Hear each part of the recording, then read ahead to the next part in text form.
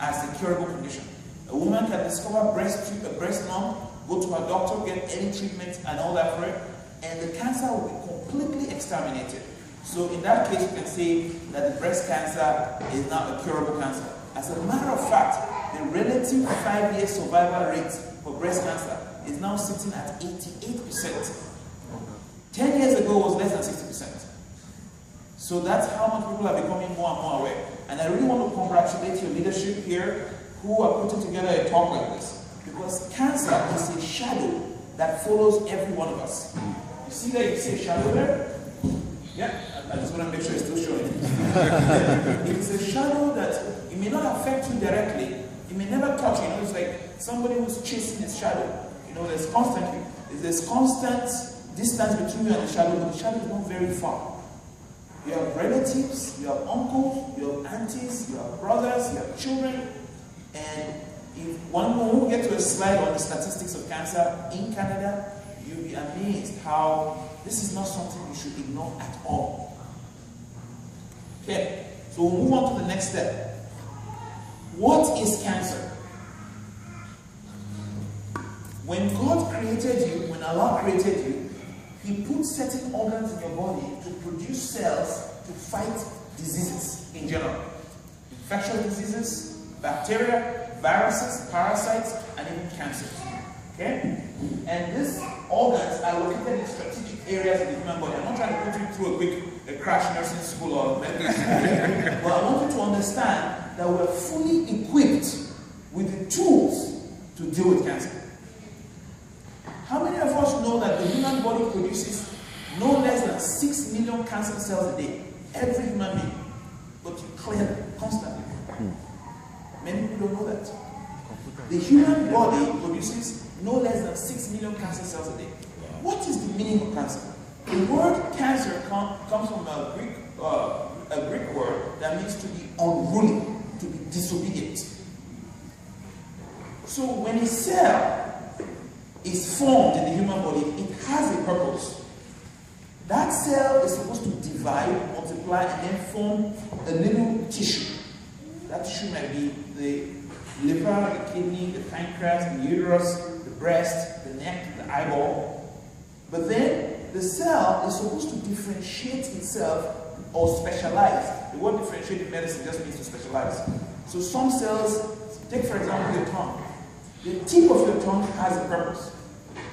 To be able to taste salt is right on the tip of your tongue. To be able to taste bitterness is on the back, on the sides.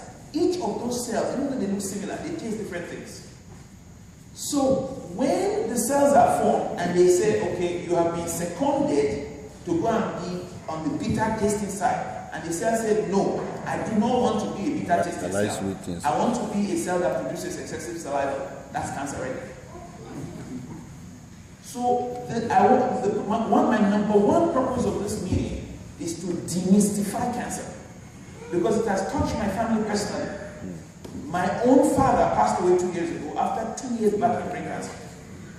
In fact, his earliest symptoms were ignored until they phoned me here and said, oh, he's having dementia. I said, how can a 65-year-old man have dementia? We don't have dementia in my family. Put him on the phone. This man went to school in Montreal here. Put him on the phone. He started talking as if he was in England. I said, you're in Lagos. How can you talking like this as if you're in England? I told my cousin, I said, go and get me a brain scan on this man first thing tomorrow morning. By the time that information reached me that he was talking differently, it was more than 3 weeks. And he was here in Calgary 6 months prior, totally normal. What am I trying to say? Do not be afraid of cancer. The minute you become afraid of something, you don't learn much about it. And as a matter of fact, when it attacks you, you have no defense. So my primary responsibility here today is to demystify cancer. So cancer is a normal cell in your body. A normal cell in your body that has a specific job that all of a sudden decided not to obey. A disobedient cell. There's other features of cancer. 2 more features you need to know about cancer. When it refuses to obey, it does 2 other things. It begins to multiply out of control. And as it multiplies out of control, it outstrips the blood supply that is supplied to that area. It's just like if you have 5 children, you put 5 table mats at the dining table, and then you put a plate of a bar, you put a Lucy there and everything for 5 people. And then all of a sudden, as you turn the back, 200 people show up in the dining room. And they're very, very hungry. They haven't eaten for 3 weeks. Wow. Do you think your children are going to eat the 5 amala and the goosey that you put on the table? It's not going to happen. They will finish the food. That's what cancer cells do. It just goes and swallows everything up. And that's why you see people have cancer. They have cancer of the arm. You just see somebody, they don't have a good blood supply to that area because it invades the blood vessels and blocks the blood supply.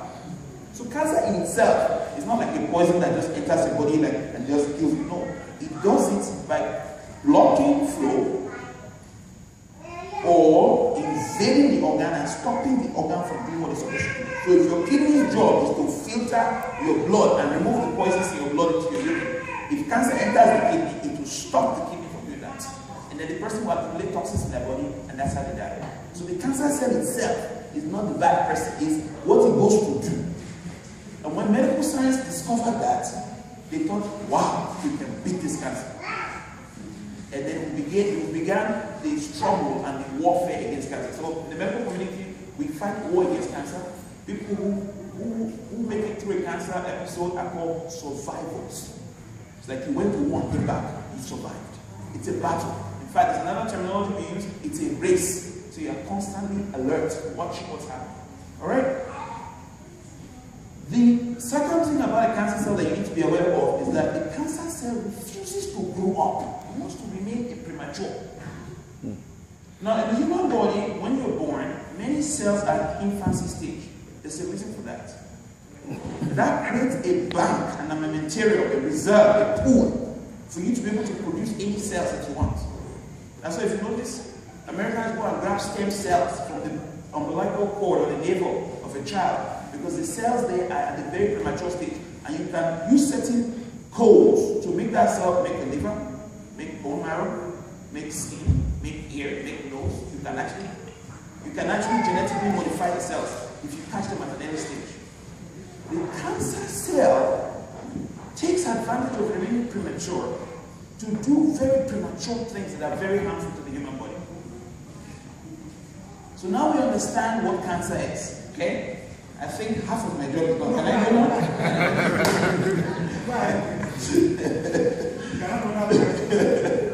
Okay. So you can see the point I was making earlier. So I said something earlier that about 6 million cells turn into cancer in our body every day. How come you don't all have cancer? There is a group of cells called the immune system. They do a specific job of mopping up the cancer cells. Some of them can actually attack the cancer cells head on collision. They just see they wipe it out.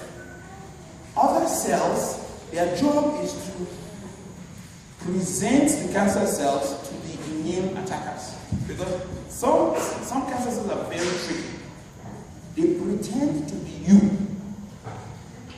And the body, the immune system will not recognize it. But there's a group of cells called APC, antigen-presenting cells. They will just cover the cancer cell, present the title of the cancer on the outside, and the immune cells can recognize it and attack it. So you can see what I meant by your body is full of resources to help you constantly fight cancer and win the cancer battle.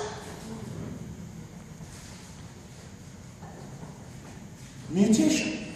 How does a normal cell who is well behaved decide to change his mind and say, I'm not going to be behaving anymore. I'm not going to listen to you. Just like a teenage child.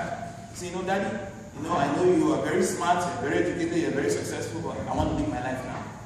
And he goes and starts making his mistakes, and later I'll come and beg you again. Right? How? What really happens to a cell that it becomes cancerous? Anybody who tells you they know is lying to you. Even the medical profession does not know the exact event that occurs that turns a cell to become unwilling. However, we have observed over the last 200 years in the medical profession that there are certain changes that occurs to a cell that does not occur to the neighbor who does not become cancerous. Those changes happen in the DNA of the cell, right in the nucleus, where the instructions are being given.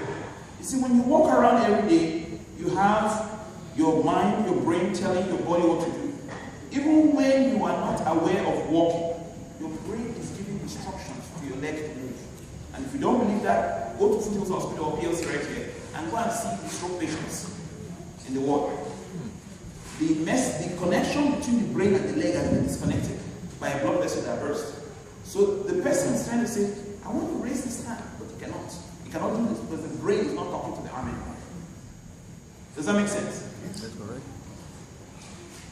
In the cell, because your body is made up of, there's a whole system and then there are organs. Each organ is made up of tissues. Each tissue is made up of cells. In the cell, there's a center that's like the brain of the cell, telling the cell what to do. That brain of the cell is called the nucleus. Inside the nucleus, there is a messenger called DNA. That is the beginning of cancer vulnerability. That is the reason why they say, ask your brothers, ask your uncle back home. If they say they are sick, ask the doctor to tell you what is the cause of death. You know, sometimes somebody passes away, you just pray for the person, you pray for the ones that are alive. You don't want to hear why they died. And the same illness might just be at its early stages when it can be cured in you and you are not aware. And it's right there here coming. Now the person died back home where you didn't have enough technology for early detection. You are here, we can detect it early. With Abata Healthcare will pay, even if it's $10 million to treat you, Abata Healthcare will pay. Free of charge. You have to take advantage of it. That brings me to the second part of this talk. What are the steps we need to take to make sure we are constantly keeping the cancer shadow away from us and it doesn't affect our lives? When certain injuries occur to the cell, the DNA messenger begins to misbehave. And what are the things that can injure the cell? We all know. Some people expose themselves to cigarette smoke. Some people expose themselves to very high amount of stress. When you are going through an extremely stressful life, your body makes certain things called oxidants. Those things shorten life. You don't want oxidants in your system. You want antioxidants. So, in the medical profession, one of the causes of changes in DNA that causes cancer is oxidative stress that comes from the body. We like to laugh at the white man. Every week he's gone on vacation. Next month he's gone on vacation. Next time they're taking off for the weekend. They are going camping. You have to figure out, you don't have to go on a vacation and go camping. There must be something that you know you do that just puts your mind at ease. Find time daily to even do it for just 5 minutes. It might be a meditation that you do. It might be a prayer that you say. Something that just eases your mind. When you do that, you potentiate antioxidant in your system. You keep the cancer battle, you keep yourself on the winning side of the cancer battle. And you prolong your life without even knowing it. So stress, if you notice, is like cancer itself. It's like a whirlwind, like a hurricane. It spins on its own. You can join stress, or you can walk away from stress, or you can manage stress. And stress will come from your work, from your family, from your finances, from your bank manager, from your account manager, from your career choices, from your perception of yourself. You can just find yourself under stress. When you cannot handle stress anymore, talk to somebody.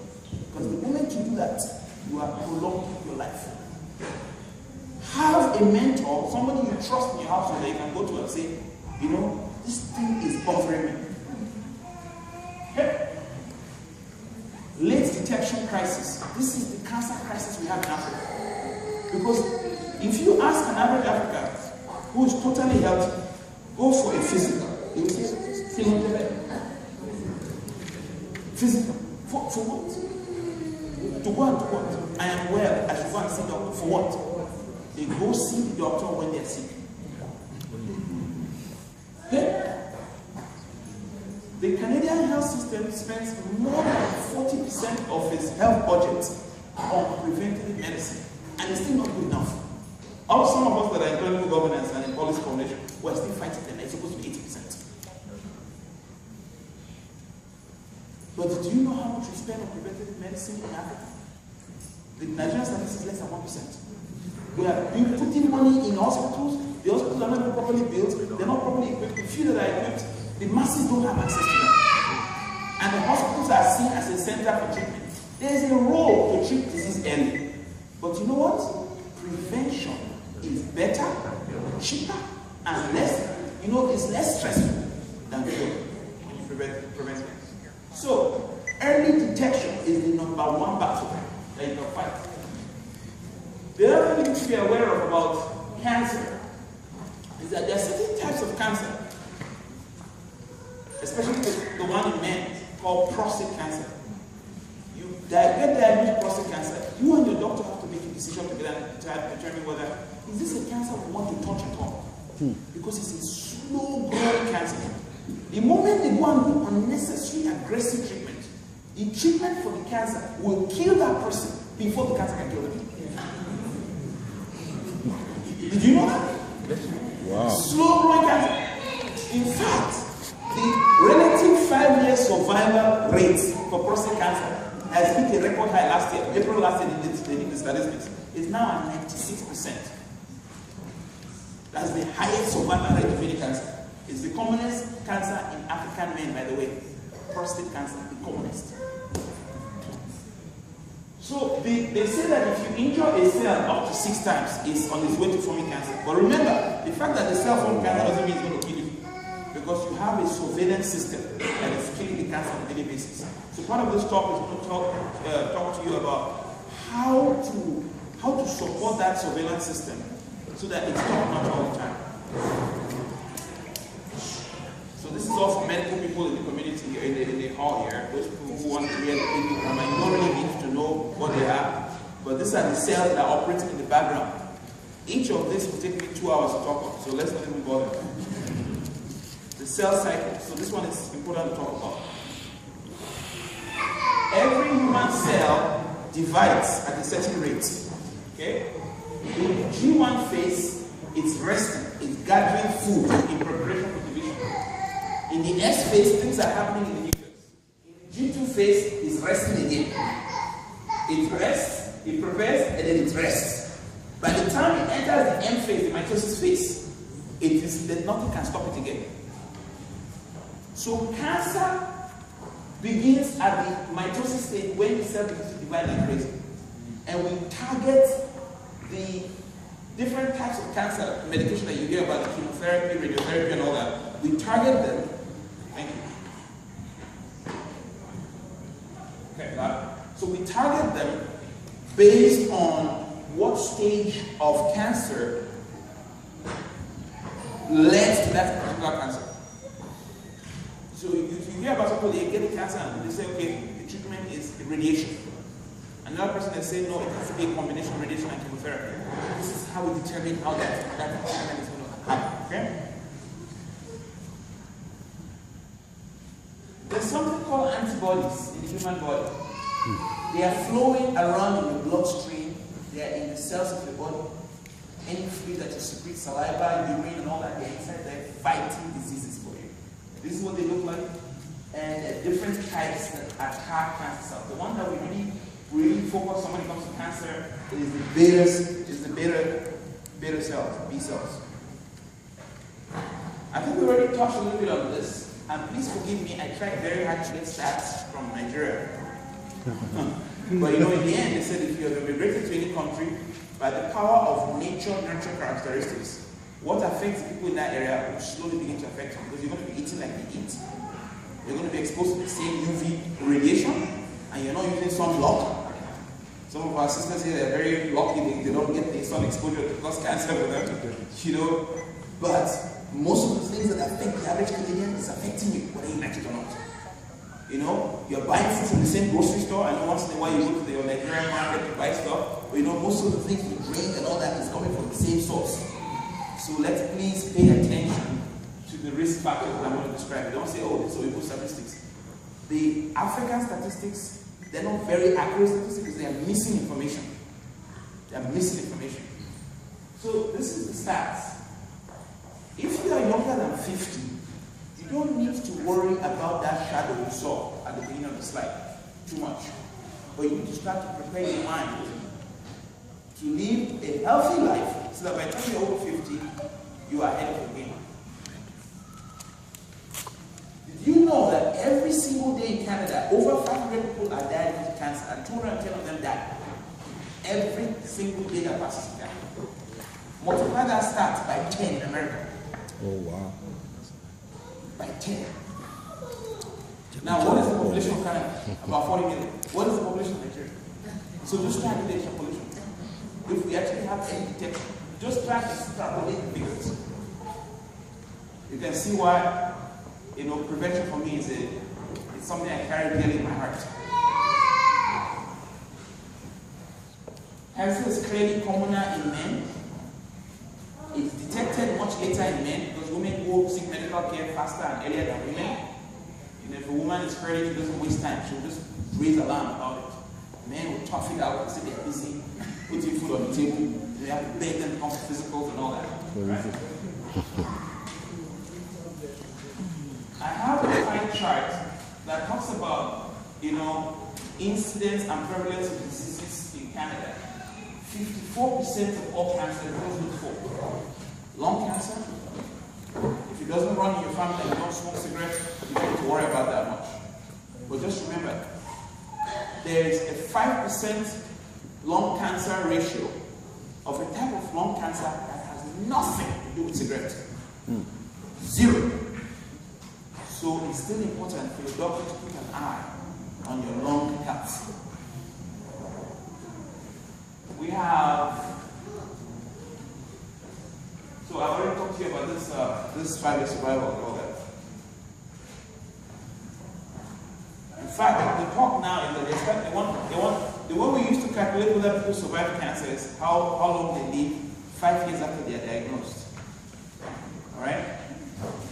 For things like breast cancer and prostate cancer, they're going to start talking about 10-year survival rate. And one day they'll be talking 20-year survival rate. By the time they reach 25-year survival rate, that's it.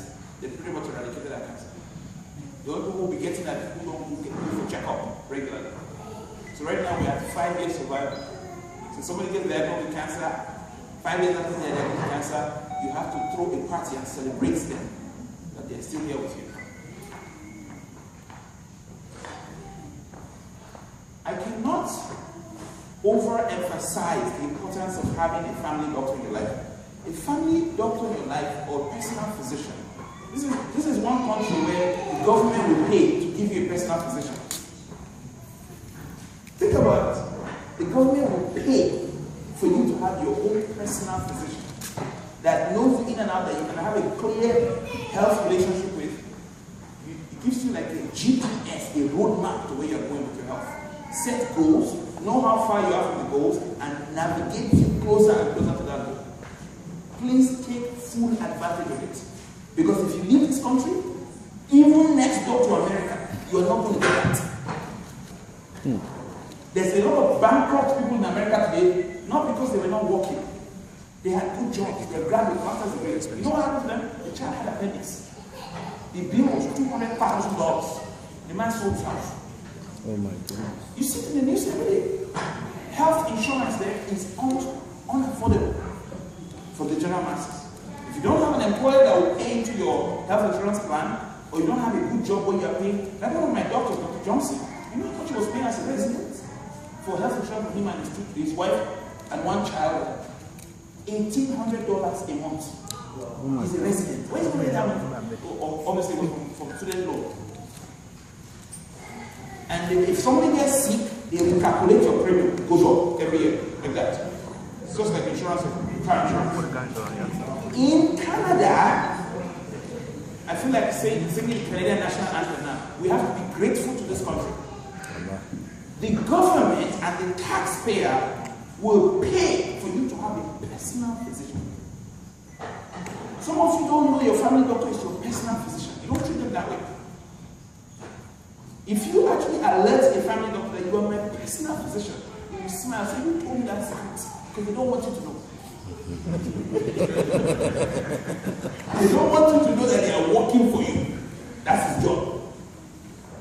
In fact, in Ontario, they changed the way doctors are being paid. Here in Alberta, how they call for service. You see, he comes to see me, I send the bill that he came. Then you pay me. In Ontario, it's not like that. They give the doctor a pocket of money. You have 10,000 diabetics, 500 hypertension, and you get a bonus based on whether the blood pressure is controlled, the sugar is controlled. They don't just automatically pay the doctor. It's called capitation.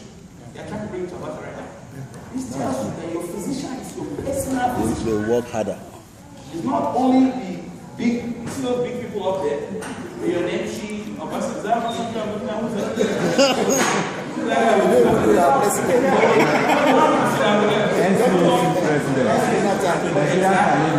so this one, they have personal physician. You are entitled to one. Alright? I'm going to share with you a respectful way and a productive way to get the benefits off of your family physician so that it's actually like your personal physician. Alright? Stop calling physical. Call it a periodic health exam. You know why? The average clinic, when you say you're going for physical, they already have a checklist what they're going to do for you. Whether you have something you want to tell them that, look at this thing under my leg, you just want to say, they're going for physical. How come they didn't check that thing? They don't do a mandatory head to do on. They will see a vein on your leg. They won't ask you. They won't even ask you, oh, what is the latest information from your family now? Some of us who know me here as their physician, that's the first thing I said, I already have your data.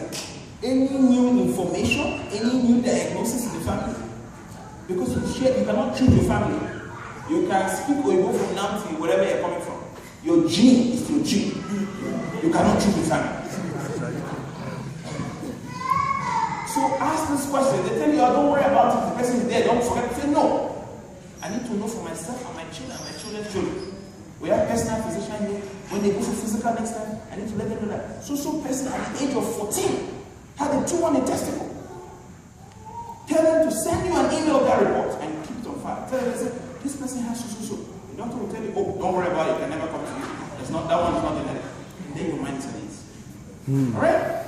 So, the three parts of a physical or periodic health exam is risk assessment of your genes that you carry with you. The second thing is risk assessment of your current behavior and your lifestyle. And then the third part is what everybody does. Physical exam, blood work, ultrasound, x-rays, mammogram, bone density, and those two tests for colon cancer screening. So you can see that what people are calling physical is actually 30% of what it's supposed to be. That's right. Then this is the most important part. That's why somebody say, okay, she did the guy went for physical last month. How come they didn't detect so? There was stroke in young people in his family. This guy has a form of hemoglobinopathy where his blood is thicker than usual. If you don't check that box on the form, the Calvary Lab Services will not do that test. How many of you here have gone to your doctor and say, I am from West Africa? Sickle cell disease is over 7% prevalence in West Africa.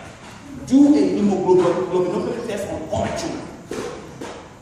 Alberta Healthcare will pay. It only costs $80 for that little box to check. Alberta Healthcare will pay with no question asked. Because Alberta Healthcare wants to know early and treat the problem before it becomes a disaster. Does that make sense? So, use your phone. Some of you use your phones more for making phone calls, go to Facebook, and I don't know what else, doing transactions. Your phone should be your medical secretary. How many of you download an app that will tell you your blood pressure, your height, your weight, the person to call if you're in an emergency? These apps are there, they're free. Put that app there. Go to your doctor, ask him, say, doctor, give me my medical summary, give me my medication list. You cut it into a little thing, put it in your wallet. Take the front seat, in fact, take the driver's seat when it comes to your health. You can see some of those things that you apply in your general health and well-being, they actually apply to cancer prevention and early detection of cancer.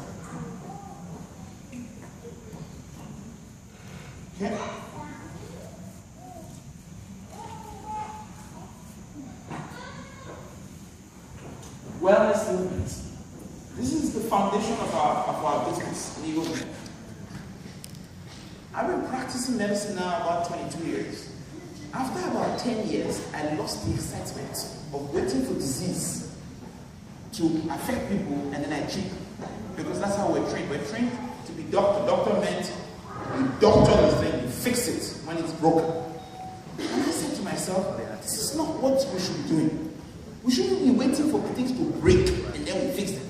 And then we spread our shoulder that way, oh, I did that surgery. You know, name it. Done all types of operations, especially when I was a youth corper up in Gombe State. Name it, we did it out there. You know?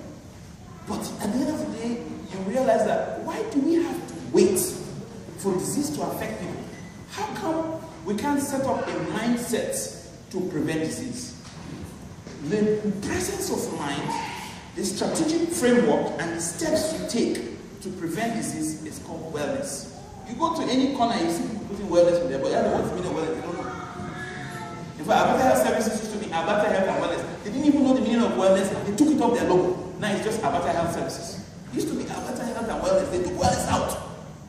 And a very brilliant CEO from Australia put that thing in there many years ago. They didn't want to ask what is the meaning of this wellness, they removed the thing. Are you surprised they went to spend $6 billion building a new hospital that have not even finished? When the money should be in the community to prevent disease. They put it in a big house, the biggest project in North America is there on City Drive. So you want to focus, and this is the second and final part of my talk here. You need to focus on the things that keep you well. Anything that keeps you well and healthy is wellness. Wellness has three components. Something that you carry in your head, which is your mindset, your knowledge of things. Like your leaders have organized this talk today. That is an attempt to improve your knowledge and your awareness.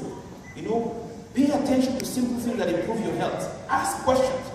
Before you apply it, check with your doctor. There's nothing wrong with asking the question, but don't just ask questions and start doing what people are doing. Just take that information, go to your doctor and say, I've heard about this cleanse they're doing. I've heard about this, I've heard about that. What is your opinion, doctor? Remember, that doctor is your what? Personal physician. Is your what? Personal physician. So you are paying him indirectly. If you don't know you are paying him directly, I just want to let you know something that the government is planning here. The government is planning what the British people wants. The money they pay doctors, they want to give it to you. So doctor can bill you directly. It's being discussed as an option for our healthcare system. Because they're constantly thinking about how do we reduce this cost. So okay, let's give the patient the money there. They calculate how much we spend last year. You spent $10,000, you spent $5,000, they do another, say everybody take $2,000. And you go to the doctor, if you bring more wahala, he charges you $5,000, you have to go and look for $3,000. They are playing with all this up, not that they're going to do it, but it's options that they're discussing. It's called direct billing. Okay? Americans do it. BC does it in some parts of BC. Here in Vancouver. Alright? So it's being tried. So it's important to know that when you go to the doctor, you're actually paying the doctor.